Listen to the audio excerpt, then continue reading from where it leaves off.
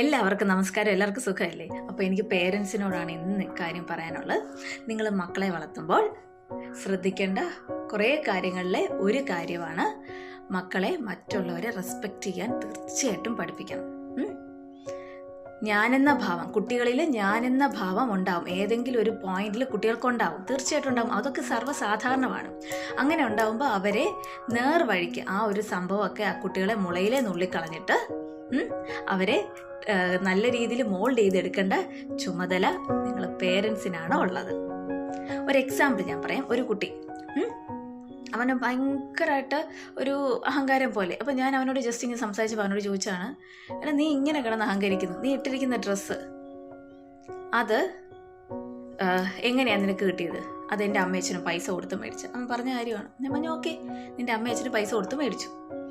ഈ പൈസ കൊടുത്ത് മേടിക്കണമെങ്കിൽ ഇതിൻ്റെ പുറകിൽ ഒത്തിരി ആൾക്കാരുണ്ട്, ഓരോരോ പ്രോസസ്സിൽ. അവരൊക്കെ വിചാരിക്കുവാണ് അത് ഞങ്ങൾ ഇതൊന്നും ജോലിയൊന്നും ചെയ്യുന്നൊന്നുമില്ല, നമുക്ക് ഇതിൻ്റെ ആവശ്യമൊന്നുമില്ല എന്ന് വിചാരിച്ച് നിനക്ക് എങ്ങനെ ഈ ഡ്രസ്സ് കിട്ടും?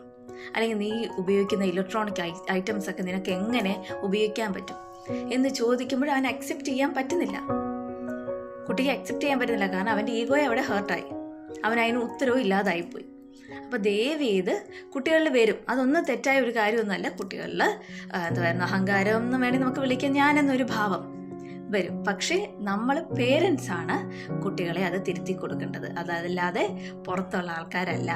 തീർച്ചയായിട്ടും നമുക്ക് ഒന്ന് വീണ്ടും വീണ്ടും ഞാൻ ഓർപ്പിക്കാം, നമ്മൾ സോഷ്യലി നമ്മൾ മിങ്കിൾ ചെയ്യുന്ന ആൾക്കാരാണ്.